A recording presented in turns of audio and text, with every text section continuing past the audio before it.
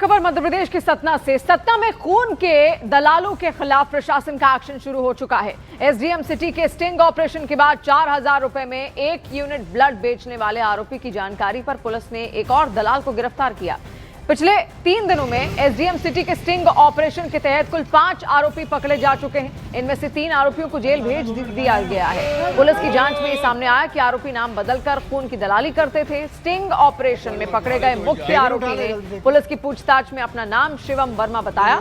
Blood bank के record में भी उसका नाम शिवम वर्मा ही दर्ज किया गया था, लेकिन मोबाइल नंबर किसी विजय वर्मा के नाम पर था। जांच में सामने आया कि शिवम वर्मा ही असल में विजय वर्मा है और वो लोगों को गुमराह करने के लिए नाम बदलकर काम कर रहा था।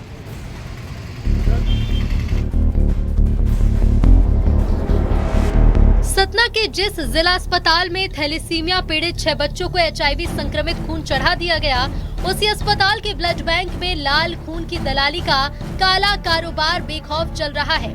पैसे लेकर लोगों को खून बेचा जा रहा है। आशंका है कि इन्हीं दलालों का एचआईवी संक्रमित खून 6 बच्चों को चढ़ा दिया गया। पुलिस प्रशासन ने इस खेल का पर्दाफाश किया है। खून के दलाल को जाल बिछाकर रंगे हाथों गिरफ्तार किया। ये दलाल 4500 रुपए में खून बेच रहे थे। 100 के 2 नोट हैं।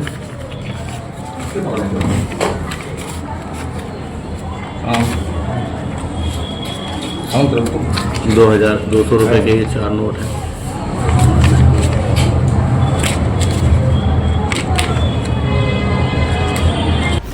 प्रशासन को जिला अस्पताल के सामने चाय पान की दुकान पर पैसा लेकर डोनर मिलने की सूचना मिली थी। जिस शख्स से पैसे मांगे गए उसने एसडीएम से मदद मांगी।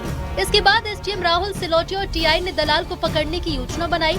अधिकारियों ने अपनी जेब से पैसे दिए, रिकॉर्डिंग की और नोटों का नंबर लिखकर शख्स को दलाल के पास भेजा। जैसे ही दलाल ने पैसे लेकर ब्लड डोनर को बुलाया, पुलिस ने उसे गिरफ्तार कर लिया।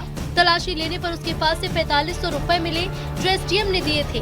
दलाल को पुलिस के हवाले कर दिया गया। एसडीएम और पुलिस ने 2 और दलालों को भी पकड़ा जो अस्पताल में खून की दलाली लंबे समय से कर रहे थे। 500 के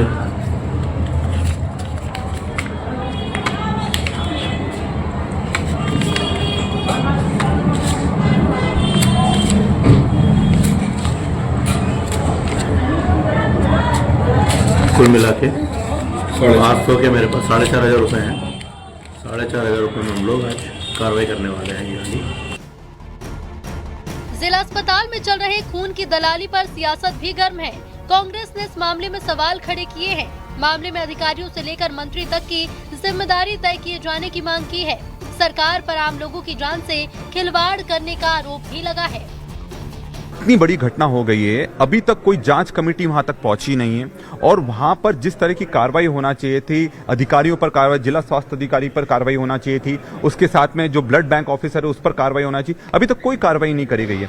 कि इसमें ड्रग एडिक्ट का रैकेट चल रहा है। ये ड्रग एडिक्ट क्या करते हैं कि खून के बदले में इनको पैसा मिलता है और ये अस्पतालों के आसपास घूमते रहते हैं। अस्पतालों के कर्मचारी भी इनसे साठगांठ कर जब जब खून की जरूरत पड़ती है तो इनको बुलाकर खून दिलवा देते हैं और ये भी नहीं चेक होता कि किस तरह का संक्रमित खून है वो।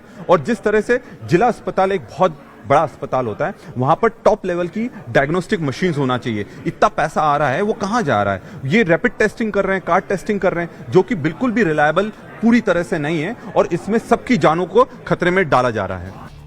प्रशासन ने जिला अस्पताल में खून की दलाली का पर्दाफाश किया। खून के दलालों को गिरफ्तार किया गया, लेकिन सवाल ये है कि जिला अस्पताल में ऐसे और कितने दलाल हैं जो लोगों की जिंदगी से खिलवाड़ कर रहे हैं।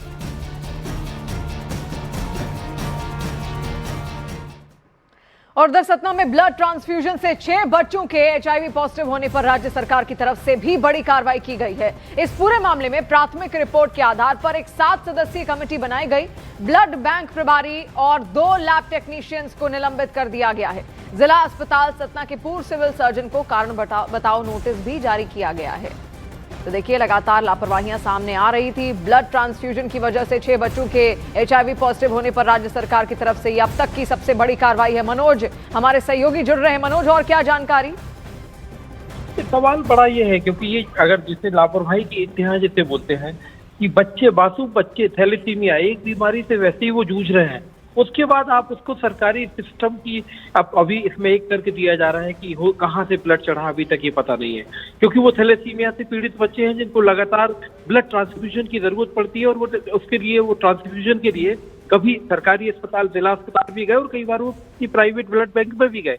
लेकिन यहाँ बड़ा सवाल ये पैदा होता है कि आखिर HIV पॉजिटिव ब्लड बच्चों को कैसे चढ़ सकता है, क्योंकि जिस तरह से वहाँ पे अभी एक जैसे रैकेट यहाँ पर पकड़ा गया, इसमें सतना के ब्लड बैंक में लाल खून की दलाली की जो काला कारोबार जो लोग कर रहे थे उन लोगों को वहाँ पर पकड़ा गया है। इसके अलावा पुलिस की जो कार्रवाई हुई उसमें 2 दलाल भी गिरफ्तार हुए हैं, पुलिस ने पकड़े हैं। तो कहीं ना कहीं बड़े सवालिया निशान इस बात पर उठ रहे हैं कि ये तो एक घटना है, क्या कहीं सरकारी सिस्टम में खासतौर पर जो हेल्थ सिस्टम में इतना खराब हो चुका है। एक तरफ सरकार बड़े दावे करती है कि हम बड़े बड़े मेडिकल कॉलेज बना रहे हैं, दूसरी तरफ गांव में, देहात में, छोटे छोटे जिलों में ये स्वास्थ्य व्यवस्था है। बेशक स्वास्थ्य व्यवस्था पर ये सवाल तो यहाँ पर खड़े कर ही रहे हैं, लेकिन जैसा सरकार अब इसमें जांच भी यहाँ पर कर रही है, कमेटी बाकायदा उसके लिए तैयार की गई है। उम्मीद है जल्द ही कई गिरफ्तारियां इस पूरे मामले को लेकर हो सकती है। शुक्रिया मनोज।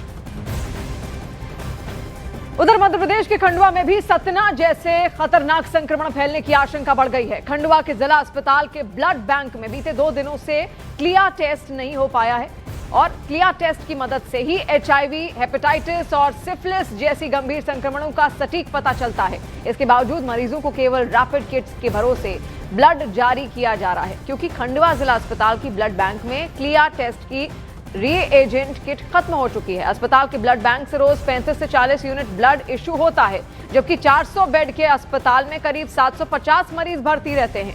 सतना में संक्रमित ब्लड चढ़ाने की घटना के बाद खंडवा के जिला अस्पताल की लापरवाही स्वास्थ्य विभाग पर अब सवाल खड़े करती है। हालांकि विभाग का यह दावा है कि क्लियर टेस्ट की रीएजेंट किट जल्द उपलब्ध कराई जाएगी।